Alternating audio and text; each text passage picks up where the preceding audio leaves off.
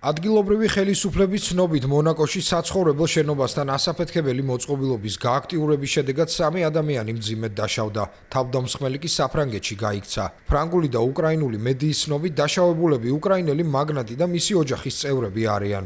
29 ივლისის ღამით უჩვეულო თავდასხმამ მონაკოს საზოგადოება შეძრა. პრინცმა ალბერტ მეორემ მას შემზარავი აქტი უწოდა და განაცხადა, რომ უსაფრთხოების უზრუნველსაყოფად ქვეყნის ყველა სამსახური მობილიზებულია. მოწყობილობა საღამოს 9 საათზე საფრანგეთის საზღვართან მდებარე საცხოვრებელი სახლის შესასვლელთან აფეთქდა, რის შედეგადაც დაშავდა 2 ზრდასრული და 1 ბავშვი.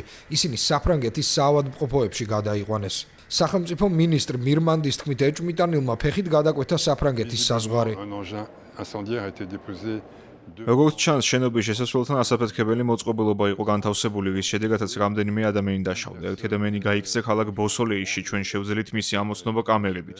შესაბამისად, დაუყოვნებლივ აცნობეთ საფრანგეთის ეროვნულ პოლიციას, რომელიც თანამშრომლობს ბოსოლეის მუნიციპალურ პოლიციას, სადაც ხადია მონაკოს სამთავროს უსაფრთხოების სამსახურთან.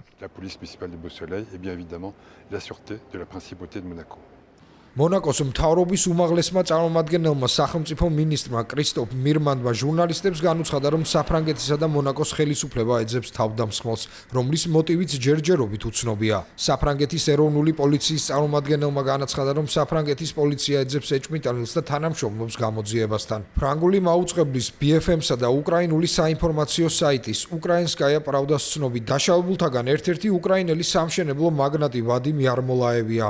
უკრაინსკაია პრავდამ განაცხადა, რომ 2023 წელს მას უკრაინამ სანქციები რუსეთთან კავშირის გამო დაუწესა.